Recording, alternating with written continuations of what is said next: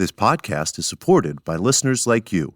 We're grateful for your tax-deductible donation at newthoughtphilly.org or the link in the episode description. A practical prayer is a prayer that works. These discussions between Reverend Bill Marchioni and Carol Lawrence dive into the details of how it works and how to work it. Reverend Bill is a New Thought minister and the author of Practical Prayer for Real Results. Your new life begins with a new thought.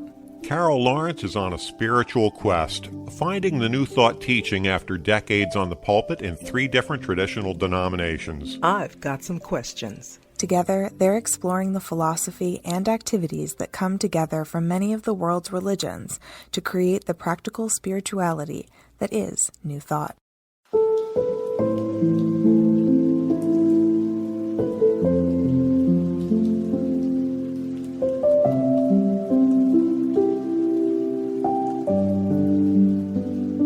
Welcome to the Practical Prayer Podcast. I'm Carol, here with Reverend Dr. Bill Marchioni, and we've got a great conversation. You've got the salad bar full of topics that kind of all fit together that you wanted to cover. Yes, and I was trying to figure out if you make, what do you start with? What's the first thing? And I'm thinking about work. And I mentioned to you during the pre-podcast or sometime I like the term work. I guess I'm used to it, but I think it's such a I like it. It feels good to me because it means that I'm moving towards something that I want to accomplish and blah, blah, blah. So that's what work means to me. However, I think it could get out of hand and become extremely stressful. And then you work contrary to what we believe. And you work contrary to the flow of things, and then sickness comes in, and so that's when it starts to get really it's like clutter, and I thought, let's talk about that because I think that might be happening to people. Oh, yeah. Work, stress, struggle, and clutter. And to whatever extent those seem like they're synonymous, like they all mean the same thing, that's where we can run into some difficulty, because doing work, accomplishing something feels really good to you, but struggling and feeling stressed does not. And if we get ourselves into the situation where we think, oh, I have to go to work, and that feels like a struggle and that's going to make us stressed, then suddenly work becomes something that is detrimental to us, that depletes us. And on the other hand, if what work is our opportunity to bring our best selves to our process or our situation or our activities and create something wonderful, then the work is an accomplishment. And so I completely agree with you. The idea of work in and of itself is not bad. Doing work and going to work can mean 2 completely different things.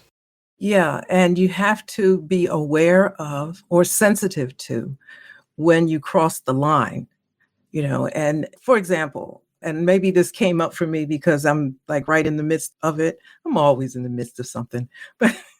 But I asked Spirit for opportunities, and not anything specific at this point in this conversation, but I asked for opportunities. And a couple of opportunities came my way. And I thought, great, okay, let me get started. I know what I'm doing. I'll do this. But it was bigger than perhaps I was used to. More components. And I thought, okay, it's not bigger than me. I didn't feel like it was bigger than me, but I knew I had to do some stretching and some working and some learning and, steep curves and all that. And I said, cool, I'm, that kind of thing energizes me. But it got to a point where I was frustrated, stressed, even fearful that, am I going to get this in my head in time? Well, there isn't any time lock on it really, that I can't handle, but I just got and I thought, then there's no joy. And I'm big on this thing, flow, and flowing with the current of the Spirit. That's what I think, because it's water, it's flowing with the current of the Spirit. And I'm thinking, I'm splashing around here. I'm not flowing. So Yes. Going down for the 3rd time. Yes, and it's supposed to be at ease. I was thinking, and I was reviewing actually some of the prayers the words that you use in prayer. And you use the word ease, let it unfold with ease. And I thought, I'm not feeling any ease right here. I'm not upset. I'm not angry, but the ease is not there. So what am I missing by allowing the stress in to interrupt the ease? Does that make sense? It absolutely makes sense. And I want to start with a little detour into the world of physics and the word work, because we say that we have work to do. And according to physics, we don't have any work to do. In physics, work is moving a mass over a distance. Something that weighs something or has some substance to it, it's moving it over a distance. We're not doing that because we're moving ideas around, but they have no mass. And the distance is irrelevant. Maybe the distance between our ears or something. So the actual work that's going on is not work in the classic sense. And the description of going to work in a lot of ways is tied to the ideas of manual labor, of going out and digging a ditch or moving a thing or building a house or whatever. So it is that actual physical activity that is the job that somebody's getting paid for. That is not what we're talking about. That is not what we mean when we're talking about work. What we're talking about is much more like what Byron Katie means when she talks about the work, which is actually being able to focus our intellect and open our consciousness and do the spiritual activity that is required to bring us into a new place. So even though that's not the classic Newtonian physics definition of work, that's what we mean when we're talking about work. And it's not necessarily easy. And maybe it's not supposed to be easy, because when we're doing work, it's for our spiritual growth. And our spiritual growth always happens right outside the edge of our comfort zone. So there's going to be some mental, spiritual, emotional activity in getting ourselves out there into the question mark zone where we haven't already done it before and we want to be creating something new. So that's, I think, the work. I like the idea you said at the question mark zone. And I don't really think about something being beyond my ability to do. I'm sure there are things, but I don't ever think like that. I think, okay, I don't know this. Let me find the information and I'll get on it. And asterisk, if you want to actually do it. If I actually want to do it. If you actually want to do it. And so if it catches my attention and I want to do it, I'll give up some hours of sleep and do it because I want to do it. But I like the definition that you gave. It's almost like you're doing it to help something new unfold, a new skill or level of understanding is going to unfold with this work. Yeah. I'm going to learn a new skill, which will be helpful, or something that I always wanted to do, or hey, this will work with this other thing. Right. But it's some spiritual sweat equity that goes into it. That's the word that I was going to get to next, is sweat, because the other time that we describe work is when we go to the gym or do some other sort of a workout. And the number of times that I have gone to some sort of a physical activity establishment and the person working there says, enjoy your workout. It's like, okay, I'm going to come in here. I'm going to lift these things. I'm going to move these masses around for whatever distances they are. I'm going to get myself sweaty and clean up. And that's going to be called a good workout. And the reason we do that, by the way, unless you belong to a really strange gym, when you're done with your workout, all the weights are right back where they start. So according to physics, you have not done any work because that stuff is all in the same place. But the idea of going through that process, it's not about moving the barbells. It's about exercising the muscles. And so when we're doing our spiritual and emotional growth work, it's about exercising that spiritual muscle. It's about getting some tone and some strength in that muscle and then building up some familiarity with the process. If the first time that we have to do a prayer is when somebody's shooting at us, it's probably not going to be a really good prayer. If, on the other hand, we have gotten ourselves into the place where whenever a circumstance or situation comes along, we can turn to the infinite, we can take that into prayer, then we will have a tendency of our thinking and a tendency in our prayer lives to be able to do that in the event that something untoward or unfortunate or scary comes along. And no, I'm not going to invite anybody who's listening to this to be shot at. That is completely not necessary. But there are things that come at us from time to time. And being ready to, as we like to say, stop, drop, and pray means that those spiritual muscles are ready for that spiritual work that might be called on for that. Yeah, I like that analogy because with practical prayer, actually, when I first met you, I'm tracking it back to 2020. I knew about the steps, but they didn't make any sense to me, because, Right. and so I really, really, really struggled, like you have no idea, to try to make these steps make sense and do it in this order. And yeah, that was work. I might not have been moving mass. And so then I had to relate it to what I did know. And, that was work. But to your point, when you get in a critical situation, which I have in a couple of times since 2021, most recently, I didn't have time to think.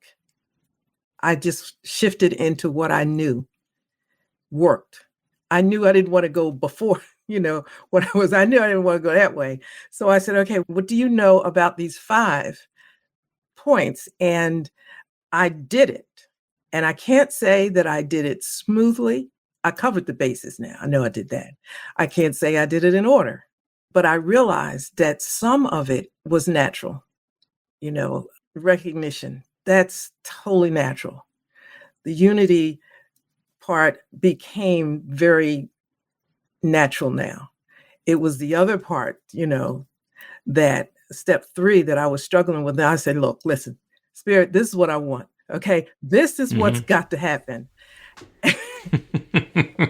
And I was really pleased in the crisis, actually, because I knew something and I had some spiritual muscle in it, and it may not have been smooth and it might not have been, I don't know, as nice and respectable as I hear some prayers, people do these eloquent prayers. It was like, listen, this is what's got to happen here. And I'm grateful. I am grateful to know it, and I'm grateful that it's happening. And so it is done. Yeah, I'm getting out of the way. I'm going to go do something else while this sorts itself out. And that's the important part, that a practical prayer is a change in belief. It is a causative agent in the creative process in the universe. And by changing our belief about what could happen, we open up the new possibility for that to happen to us, for us, with us, as us.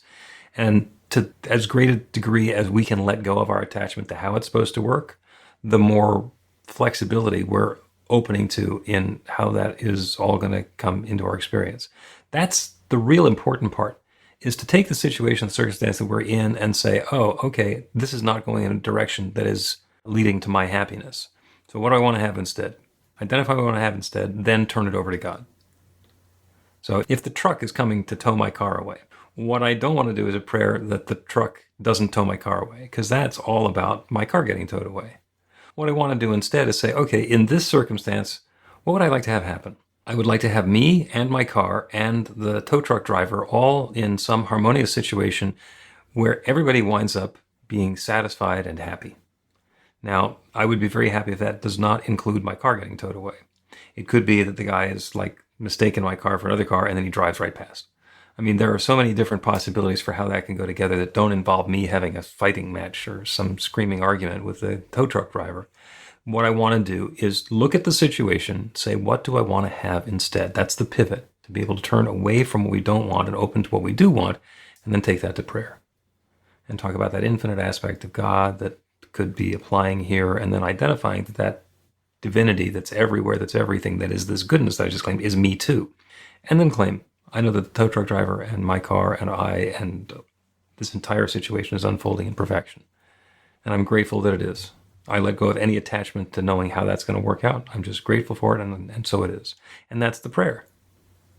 And we can wrap that in as much flowery language as we want. Oh, by the way, if there's somebody driving down the street in a tow truck with, that's looking for my car, there's not going to be a lot of flowery language. there's going to be a fair amount of scrambling around and trying to quiet my mind to the point where I can actually get a couple of words connected together inside of my head. The flowery language is nice, but it's a bonus. It's an add-on. Is also because as you were going through that, I was thinking of the crisis situation that I was in, and I clearly remember everything I was thinking at the time.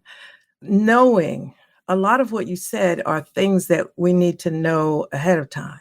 We don't need Well, to. It just helps. I think you need to, because no, I really do, because that's the faith part. I know that whatever situation it is right now, I'm not in any kind of crisis at this moment, but I know that my whole world Amen. is about everything turning out for the good of everybody involved. That's what I want, right? I don't want to have to think about that. That's just with my work, with the podcast, whatever it is. I don't have to think about that because that's a part of who I am, what I'm about. So when the crisis comes, I don't really think about that, and let me just be clear. I think I shared it with you that my husband was taken to the hospital at 4 a.m. in the morning. And of course, the first thought was, this is a heart attack. And everything was moving so fast that when the ambulance stopped halfway to the hospital and pulled over, the first thing I thought of, something is wrong, but I didn't have time, nor did I care to think about what was going wrong. The only thing I could think of is, this guy is not dying. Okay. Spirit, this guy, because number one, he's not dying. You didn't tell me he was dying. Number two, I got 3 kids. I can't call them and tell them their father's dead. No, and I'm serious, I was thinking like that because the obvious good is that, he pulled through and whatever, but I didn't have time for all of this other thinking, all of that had to already be in place. I think that's why I read a lot, so that you call it spiritual muscle. Okay. So that it's all there, this is me. This is what I think about God. I don't have to say it. I don't have to figure it out, Yeah. And it tremendously helps to have done that sort of preparation and to have done the work and to have built up our spiritual muscle.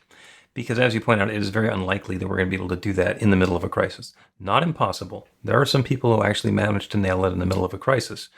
But I spent too much time as a Boy Scout. The motto is be prepared. So, okay, something might come along. Let's be prepared.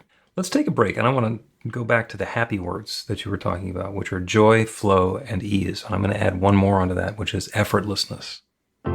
Learn to put practical prayer to work in your life. The steps are simple to learn and let you begin to get real results to create the life of your dreams immediately. Reverend Bill Marcione's widely acclaimed book, Practical Prayer for Real Results, gives you a clear summary of the New Thought principles behind practical prayer and the series of easy-to-understand steps found in the most effective prayers from religions and spiritual practices all over the world and throughout history. Practical prayer is not a replacement for your religion or practice. It's a technique to make the work you do in consciousness even more effective.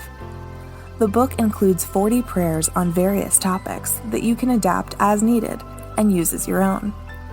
Practical Prayer for Real Results is available in paperback, Kindle, and audiobook on Amazon or at b-the-light.com. That's b-the-light.com.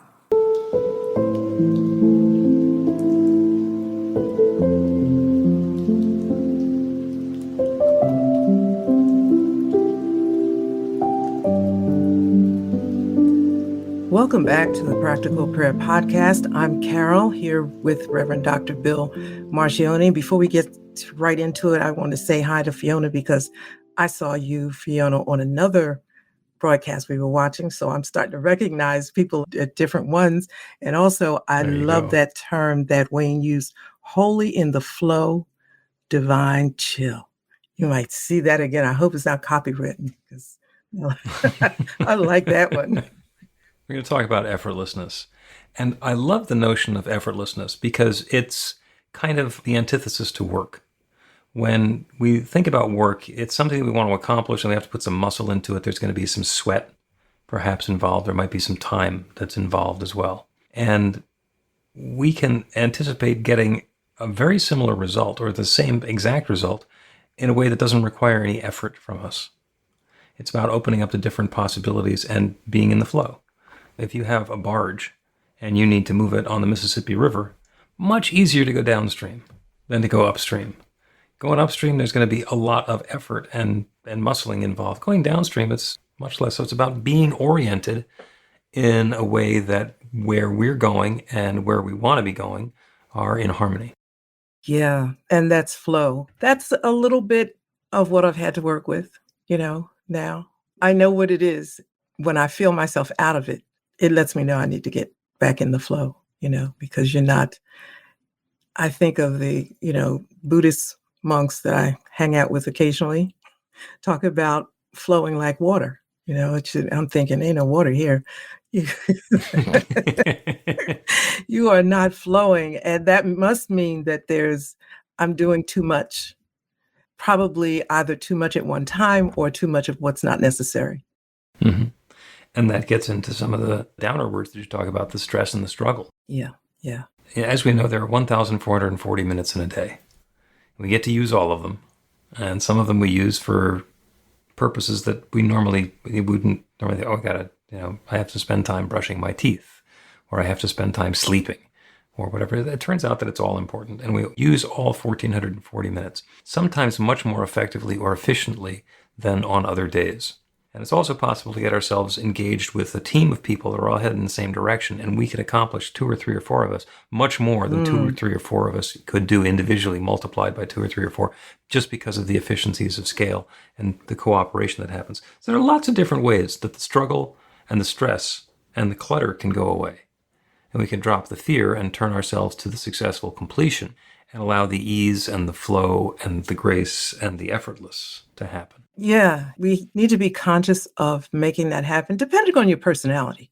Some people just have a chill personality, which is nice. It's nice. I had to learn that. Like, I'm type A. Listen, why are we here? The meeting started at 9:00. Let's go. We don't have time to you should have gotten your coffee before you came in, kind of thing. That's right. It's 9:03. Why are we not done? Why are we not done yet? Are there any issues? But then I'm corporate grown, right? Where nothing mattered but the bottom line. And so I understand that. It fit. But then new thought happened and I'm like, what? You mean this is the only way to, that God gets involved? I didn't see that. And that's speaking of like God is an entity somewhere else. But now God is within me. Another big challenge. If God is within me, now I got to chill so God can emerge and this can flow. This is work. At the very least, it's surrender and it's not familiar. It's not familiar, but the more you work at it, the more familiar it becomes. It feels nicer. So it's kind of a checkpoint for me. Now if I'm stressing, it's not what I like. So this must not be what I'm after. So, yeah. Mm-hmm. There are 2 things in New Thought that we get to let go of. And the first one is blame. Because when things don't go the way we want them to go, we used to be able to blame either someone outside of us or God. Well, God didn't want me to have this. So this thing that I'm trying to create, I didn't get it, and it's God's fault. So, and it's a fabulous cop-out. I'm not saying that it's a cop-out and that it's done to a fabulous level. I'm saying that it really is. That's a fabulous cop-out. To be able to take whatever we don't like and pin it on something or someone else means we don't have to take responsibility for it. And the other thing is credit. Because when we're turning this all over to spirit and knowing that there is one, and the experience I'm having is God creating my life according to my beliefs, then when it's going properly, it's that partnership between me and God. I'm not doing it. I can't take credit for it. If it's not going the way that I want it to, I can't blame God for it. Mm-hmm. But what that means is that I get to change it. Exactly. Yes. It's my belief system. It's my BS. That's the abbreviation. To me, it's much easier. I mean, you can look at it stressful on both sides, because if you can blame God or, there's got to be something that I'm doing that's causing God to behave in a negative way toward me, that's, you can go down that road, and that is a road. Mm-hmm. Or you look at the other way and say, well, it is me. What am I doing to blocking this flow of things? That's a good one for me. Since it already is, since God always says yes, but I'm not feeling it right now. And it's not God, right? There's only one other, only one other entity here, right? This is me. And there's certainly only one I have control Right. over or influence over. Maybe it's not even control. It's like, okay, Carol, what are you doing? What are you doing here? And you got to answer. I'm big on this thing, like all these questions in the Bible, question demands an answer. You got to answer the question. What are you doing? What's stopping the flow? And you can't move forward till you give the answer. It doesn't always come right away. It's not that you can't move forward, it's that you don't. Can't. If there's something blocking me and I say, oh, this is what it is, and it turns out that's not what it is, I'm still not going to move forward until I figure out really what it is and get that hidden belief out of the way. Even if there are a half a dozen that I need to clear before I can move forward, doing 5 out of the 6 will be lovely for me personally, but it's not going to change the situation until I get down into the reality of what is it that I believe and what is it that's keeping me from having this good that I'm looking for. But that feels good to me, though, because once the one thing comes up and it's not moving, and then there's something else, to me, that still feels like progress. Because once I see it, you can be sure that this is not going to happen again. As we probably remember from the beginning of the episode, you're okay with work. You're okay with moving each of those spiritual bricks one at a time until you get the pile moved or you get the wall built or knocked down or whatever it is that your project is. I tell you this is like really quick. My father had Alzheimer's and he had just a few hours in the day where he was clear. And it was actually between 11 and 1. And so I would go to the nursing home every day. And I was coming down the hall and he was talking to a nurse. He said, if you have anything that needs to be done, ask Carol. Give it to her. Don't ask that little one. And this is the part that I wasn't sure. I laughed. I wasn't sure it was really all that complimentary. He said, you give it to Carol. It'll be done. It will get done. She won't have any friends and there won't be anything left standing, but the job will be done. And I laughed. I'm in the hall laughing, thinking, is this a compliment or not? Right?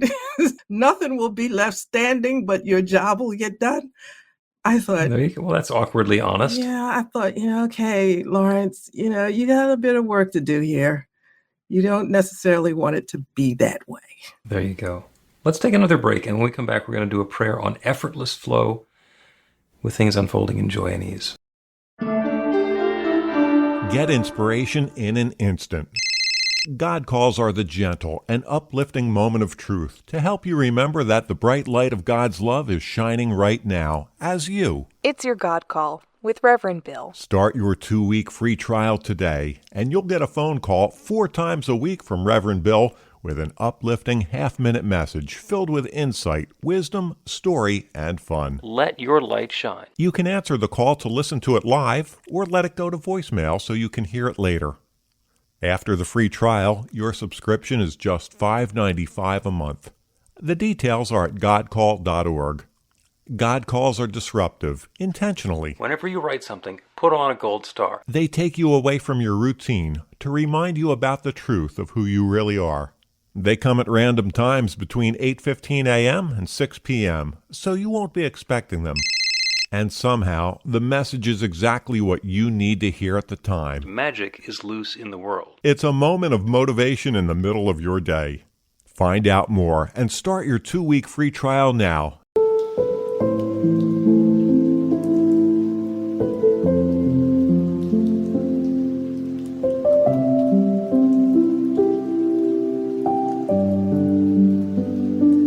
Welcome back to the Practical Prayer Podcast. I'm Carol, here with Reverend Dr. Bill Marcioni, and conversation has been great. We're going to pray. Right?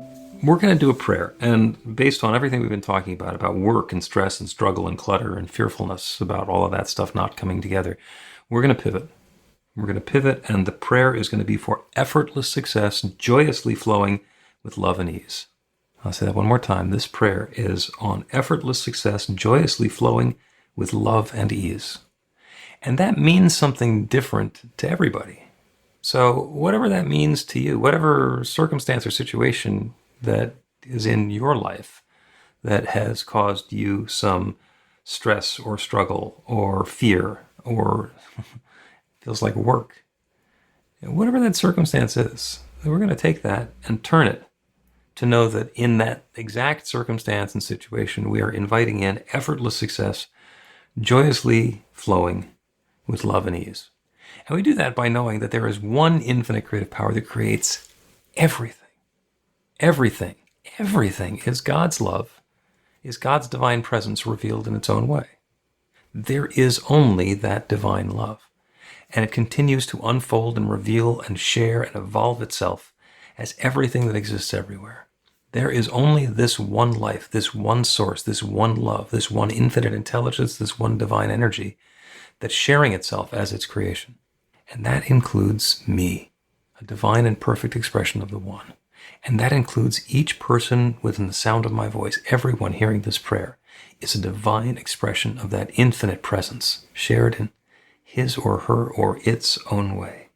And all of the activities that we're involved in are that divinity revealed and unfolding and combining and rearranging in new and novel ways. But it's all God. It's all that divine presence taking different form.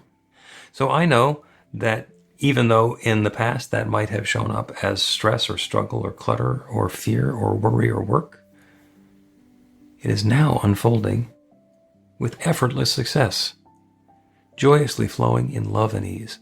It's for each of us, for each one who's listening, and for everybody who's involved in this activity, this engagement, the clarity of communication, the understanding of specific needs and requirements and agendas, the willingness to adapt and fit into that flow is available for everyone. And the effortlessness with which that fits together is joy unfolding. So I know that effortless success is joyously unfolding and flowing with love and ease for each of us in all of these different areas. That's what I'm calling on now. And the creative law that always says yes is responding to this. It's already saying yes.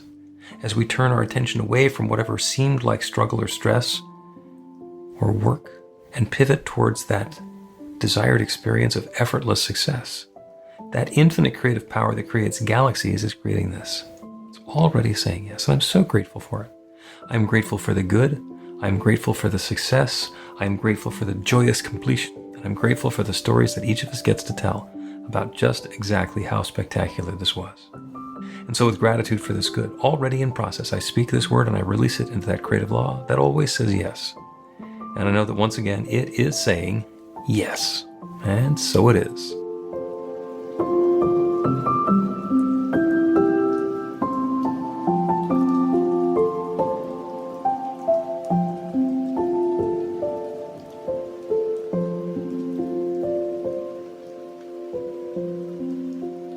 The Practical Prayer Podcast with Reverend Bill Marcioni and Carol Lawrence is a production of BeTheLight.com. be-the-light.com. Where you can find more information about practical prayer for real results. Our theme is by Music of Wisdom.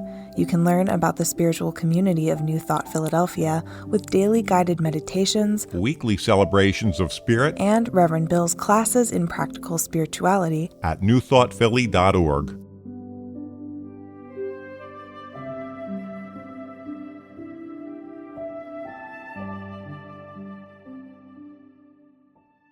This podcast is supported by listeners like you. We're grateful for your tax-deductible donation at newthoughtphilly.org